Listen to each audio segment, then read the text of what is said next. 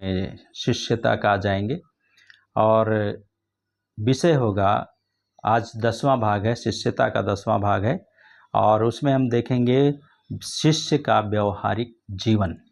शिष्य का व्यवहारिक जीवन, आपका व्यवहारिक जीवन कैसा होना चाहिए, आज का दिन में हम उसे देखने का प्रयास करेंगे। तो पहला है, प्रभु यीशु मसीह का जो शिष्य है वो सदा सीखने वाला होता है। हमेशा क्या होता है, वो सीखने वाला होता है। उसका हृदय खुला है और वह सीखने के लिए हमेशा तैयार रहता है।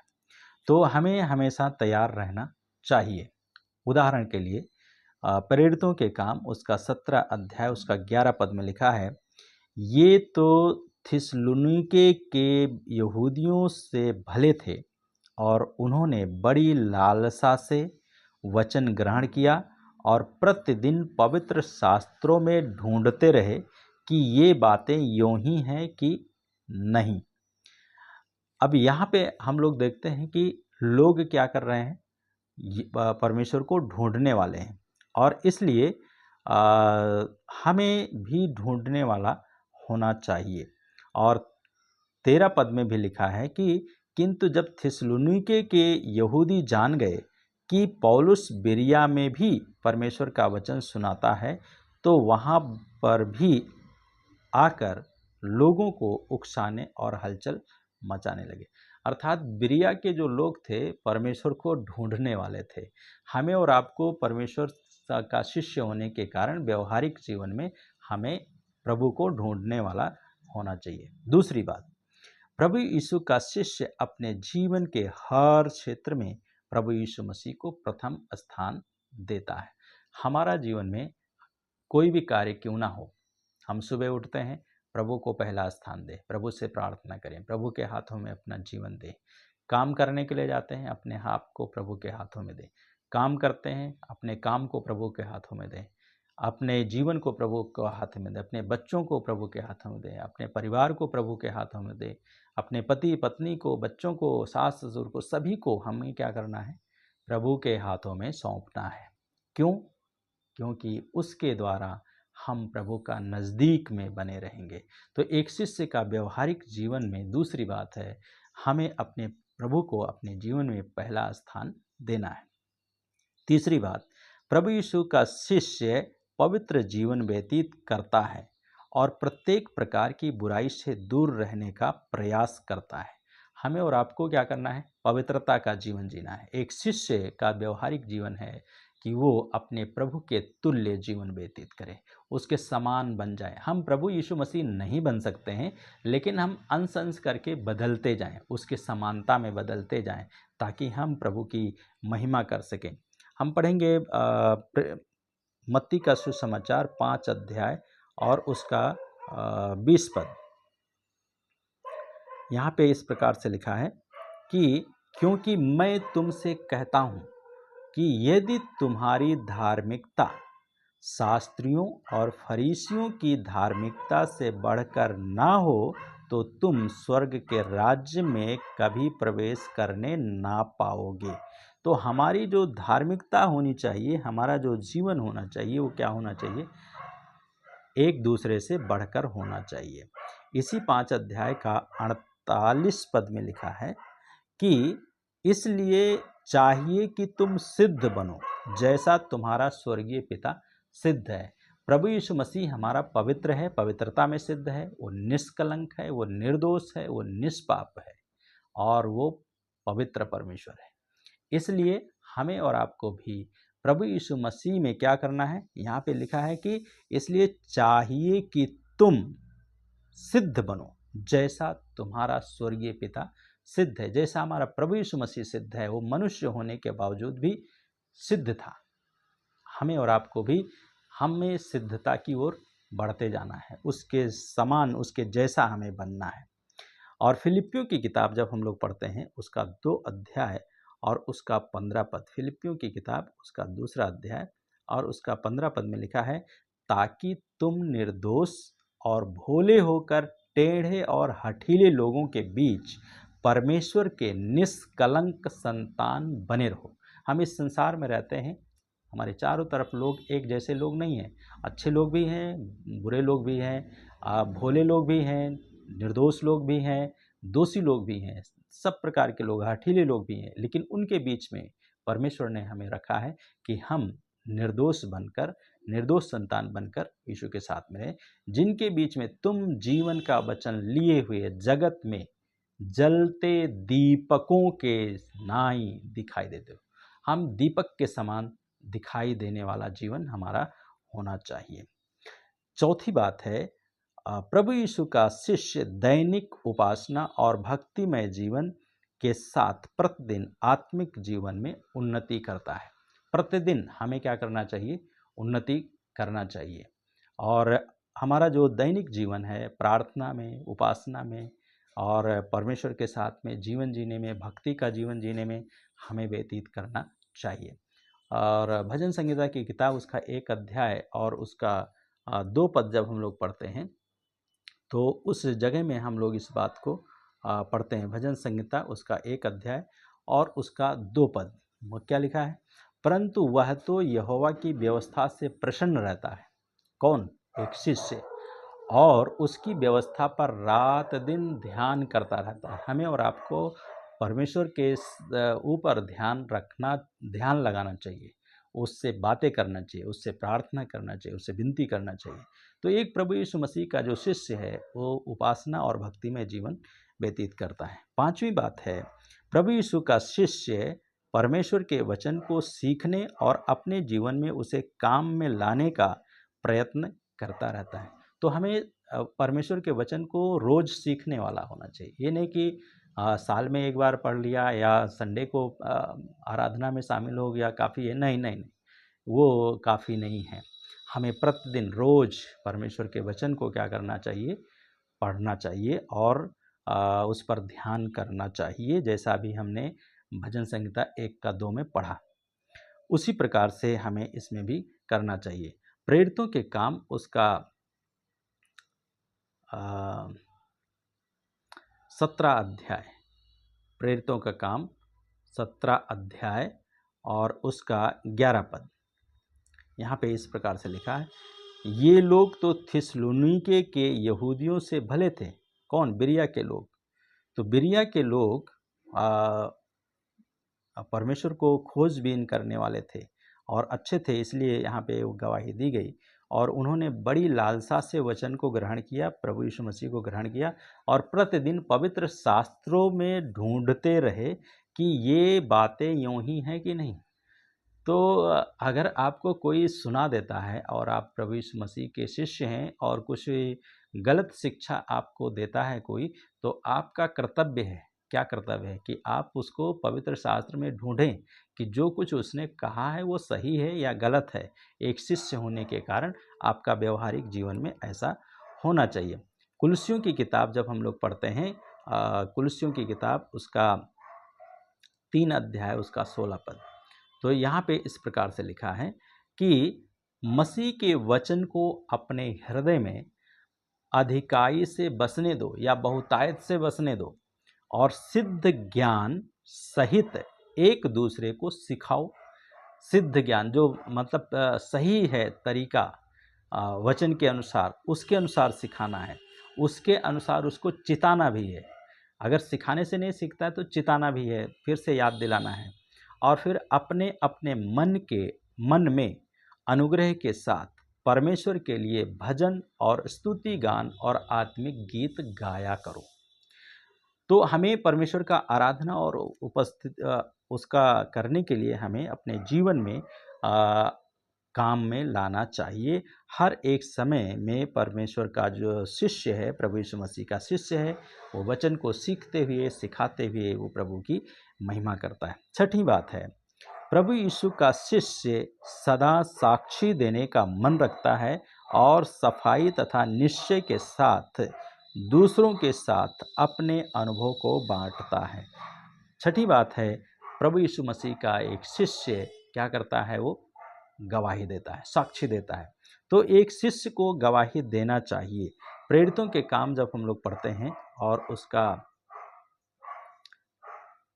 5वां अध्याय, प्रेरितों के काम उसका 5 अध्याय का 42 पद। तो यहाँ पे हम लोग इस प्रकार से पढ़ते हैं कि और प्रतिदिन मंदिर में और घर घर में उपदेश करने और इस बात का सुसमाचार सुनाने से कि यीशु ही मसीह है ना रुके। मतलब ये लोग क्या कर रहे थे? गवाही दे रहे थे, एक दूसरे को गवाही दे। पौलुस भी क्या किया? उसने राजाओं के सामने भी, राजा अग्रिपा के सामने उसने गवाही दिया अपने जीवन की, कि मैं किस प्रकार से मैं एक सताने वाला था, मसीहों को मारने वाला था, पीटने वाला था, लेकिन जब प्रभु यीशु मसीह से उसकी मुलाकात हुई तब से उसका जीवन बदल गया और वो यीशु मसीह का सेवा करने वाला बन गया। 7वीं बात है, प्रभु यीशु का शिष्य विश्वासियों की संगति और कलीसिया की सहायता में हाथ बढ़ाता है। 7वीं बात है, संगति करना और अपने हाथ को बढ़ाना। संगति करना, हाथ को बढ़ाना। तो प्रभु यीशु मसीह का एक शिष्य जो है वो विश्वासियों को, एक दूसरे विश्वासी के साथ में संगति करता है और संगति के साथ साथ में वो परमेश्वर के लोगों के साथ में मदद भी करता है और वो कलीसिया में हाथ बढ़ाता है और कलीसिया दूसरों का मदद करती है। तो उसके लिए हम लोग पढ़ेंगे इब्रानियों की किताब और उसका 10 अध्याय और उसका 25 पद। यहाँ पे इस प्रकार से लिखा है, और एक दूसरे के साथ इकट्ठा होना ना छोड़ें, जैसे कि कितनों की रीति है, पर एक दूसरे को समझाते रहें, और ज्यों-ज्यों उस दिन को अर्थात प्रभु यीशु मसीह के आगमन को निकट आते देखते हैं, त्यों-त्यों और भी अधिक ये किया करो। आज का समय प्रभु यीशु मसीह बहुत जल्दी आने वाला है और प्रभु यीशु मसीह आकर के हमें और आपको अपने साथ में ले जाने वाला है। इसलिए हमारा और आपका कर्तव्य है कि जैसे जैसे दिन निकट आ रहा है, हम और आप यीशु मसीह का क्या करें? लोगों को बताएं यीशु मसीह के बारे में, कि यीशु ही मुक्तिदाता है, उद्धार करने वाला है और जिंदा परमेश्वर है। यीशु मसीह मृतकों में से जी उठा प्रभु है, और इसलिए हमें उसके लोगों के साथ में इकट्ठा होना नहीं छोड़ना है। और उसी के साथ साथ में जब हम लोग पढ़ते हैं पहला यूहन्ना का किताब, उसका पहला अध्याय, तो उसमें 1, 2 और 3 पद में लिखा है। पहला यूहन्ना का किताब पहला अध्याय 1 और 2 पद, उसमें लिखा है, उस जीवन के वचन के विषय में जो आदि से था, जिसे हमने सुना और जिसे अपनी आंखों से देखा, वरन जिसे हमने ध्यान से देखा और हाथों से छुआ, ये जीवन प्रकट हुआ और हमने उसे देखा और उसकी गवाही देते हैं और तुम्हें उस अनंत जीवन का समाचार देते हैं। किसका समाचार? अनंत जीवन का समाचार देते हैं, जो पिता के साथ था और हम पर प्रकट हुआ है। जो कुछ हमने देखा और सुना है उसका समाचार तुम्हें देते हैं, इसलिए कि तुम भी हमारे साथ सहभागी हो। हम संसार के लोगों के साथ में मिलते हैं इसलिए ताकि लोग हमारे साथ में सहभागी हों, और हमें और आपको जब हम शिष्य बन जाते हैं तो हमें आपको क्या करना है? एक दूसरे के साथ में सहभागी होना है। हमारी ये सहभागिता पिता के साथ और उसके पुत्र यीशु के साथ है। हमारी सहभागिता किसके साथ है? परमेश्वर पिता के साथ में और परमेश्वर के पुत्र यीशु मसीह के साथ में है। तो क्या आप ऐसा कर रहे हैं या नहीं कर रहे हैं? नहीं कर रहे हैं तो करना है। 8वीं जो बात है, प्रभु यीशु का शिष्य सदा अपने को एक सेवक के रूप में देखता है। प्रभु यीशु मसीह का शिष्य अपने आप को हमेशा एक सेवक के रूप में देखता है। उसके लिए हम पढ़ेंगे मरकुस का किताब और उसका 10 अध्याय, उसका 42 पद। मरकुस 10 अध्याय और उसका 42 पद।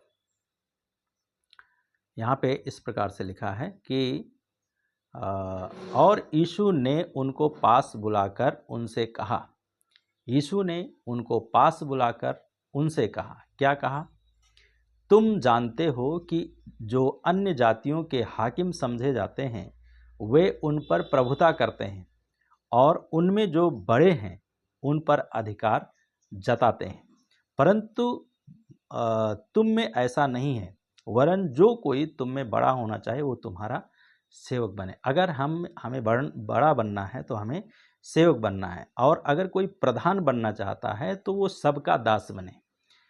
ये प्रभु यीशु मसीह ने कहा। और उसके बाद में प्रभु यीशु मसीह ने ये भी कहा कि 45 पद में, क्योंकि मनुष्य का पुत्र इसलिए नहीं आया कि उसकी सेवा टहल की जाए, पर इसलिए आया कि आप सेवा टहल करें और बहुतों की छुड़ौती के लिए अपना प्राण दे। बहुतों की छुड़ौती के लिए अपना प्राण दे। तो प्रभु यीशु मसीह अपना प्राण देने के लिए, सबका सेवक बनने के लिए, सबको बचाने के लिए प्रभु यीशु मसीह इस संसार में आए और एक सेवक का रूप प्रभु यीशु मसीह ने धारण किया। 9वीं बात है, प्रभु यीशु का शिष्य सुसमाचार प्रचार में आर्थिक रूप से भी सहायक बनता है।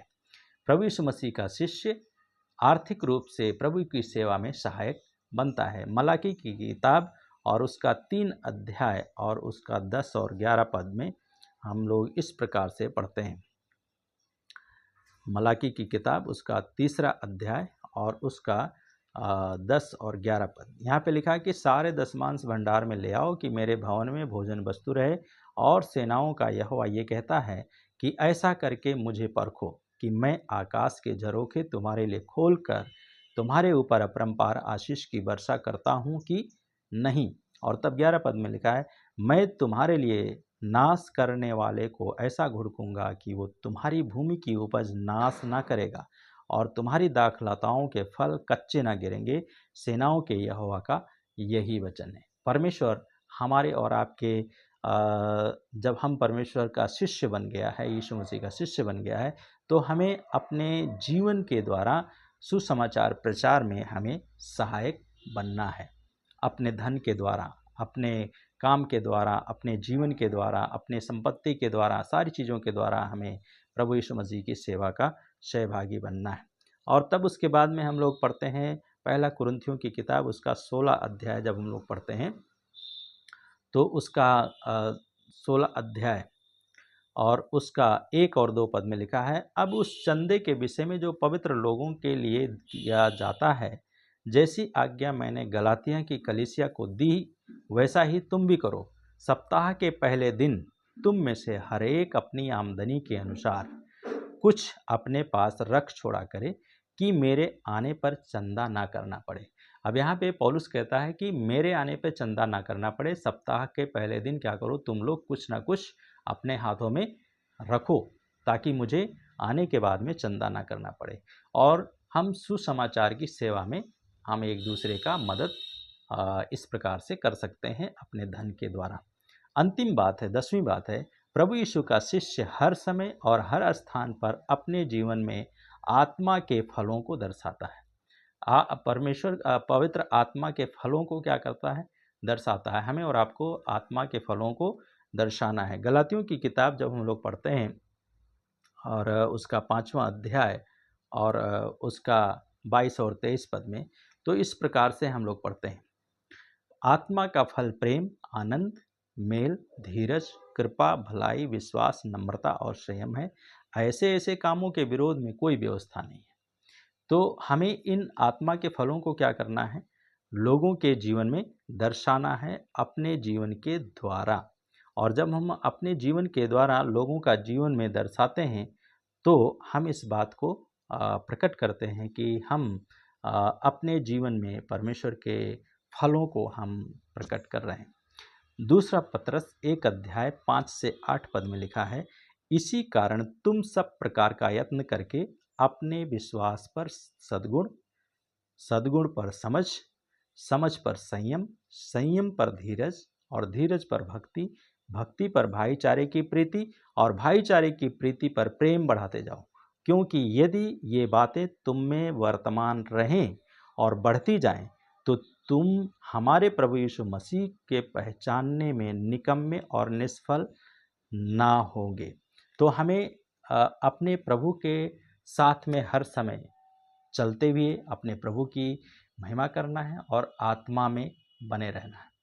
तो एक शिष्य का जो व्यवहारिक जीवन है, शिष्यता का अंतिम भाग में 10वें भाग में हम लोग इस बात को देख रहे हैं कि एक शिष्य को अपने जीवन में सीखने वाला होना चाहिए, प्रथम स्थान देना चाहिए, पवित्र होना चाहिए, दैनिक उपासना करना चाहिए, परमेश्वर के वचन को अपने को सीखना चाहिए, गवाही देना चाहिए और विश्वासियों के साथ संगति करना चाहिए और हमेशा एक सेवक के समान बनना चाहिए और सुसमाचार प्रचार में आर्थिक रूप से भी मदद करना चाहिए और एक शिष्य को हर समय और हर स्थान पर अपने जीवन में आत्मा के फलों को प्रकट करना चाहिए। क्या आप ये सब कर रहे हैं एक शिष्य होने के कारण प्रभु यीशु मसीह का, या नहीं कर रहे हैं? हमें नहीं मालूम। आप अपने जीवन को आकलन करें और परमेश्वर के आशीष के सहभागी बने। आइए दुआ करें। प्यारे प्रभु यीशु, धन्यवाद देते हैं इस शिष्यता के अंतिम भाग में आप लेकर आए, हम उसके लिए धन्यवाद देते हैं। प्रार्थना करते हैं कि आप संभालें और सहायता करें और जितने लोगों ने इन वचनों को सुना है अपने जीवन में आत्मिक रूप से बढ़ सकें और आपकी महिमा कर सकें। हे पिता, आप सहायता कीजिए। धन्यवाद के साथ हर एक को आपके नाम में आशीष देते हैं और उनका घर परिवार में, उनका जीवन में आपका आशीष और आपकी बरकत हो। धन्यवाद साथ प्रार्थना यीशु के नाम से मांगते हैं, आमीन आमीन। परमेश्वर आप सबको आशीष दे। फिर हम लोग अगली कड़ी में मिलेंगे। एक मसीही कौन है, या एक मसीही जीवन क्या है, क्रिश्चियन लाइफ क्या है, मसीही जीवन क्या है, हम उसमें विचार करेंगे।